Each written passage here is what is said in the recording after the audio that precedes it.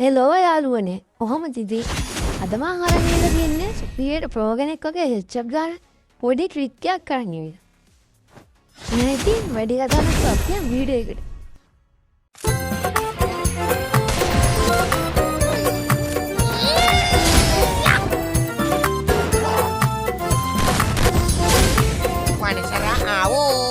ඔන්න මං training ground එකට ගියාව ඔයාලට මේ ට්‍රික් එක පෙන්නන්න.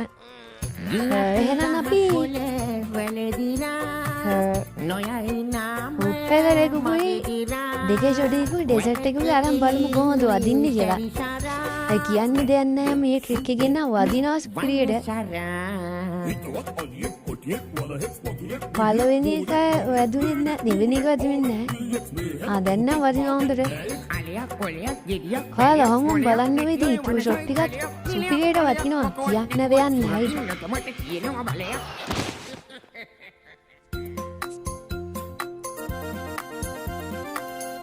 උත්පැකරම නෙමෙයි අනිත්‍යවත් වදිනවා ඉතින් සුපිරියට.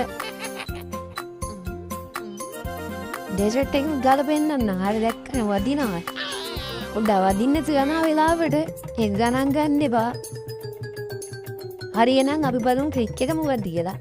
ඇත්තටම කිව්වොත් මේක ට්‍රික් එකක්ම නෙමෙයි. ඔතන සෙන්සිටිව් වලට ගිහිල්ලා ඔයාලා ඔතන ආයි දාගන්න.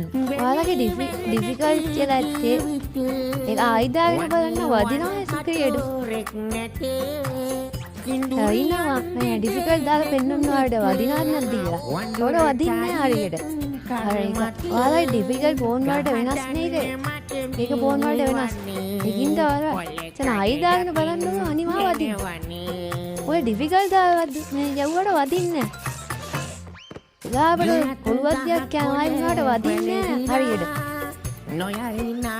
අර පොඩ්ඩක් ලාවට වගේ එකක්. ඔයාලා ආයි දාගෙන බලන්න සෙන්සිටිව් වලට ගිහලා. කොහොමවත් වදිනවා ඔයාලට. ඔය කොච්චර ගෙවුවත් වදින්නේ නැහැ ඉතින් මට.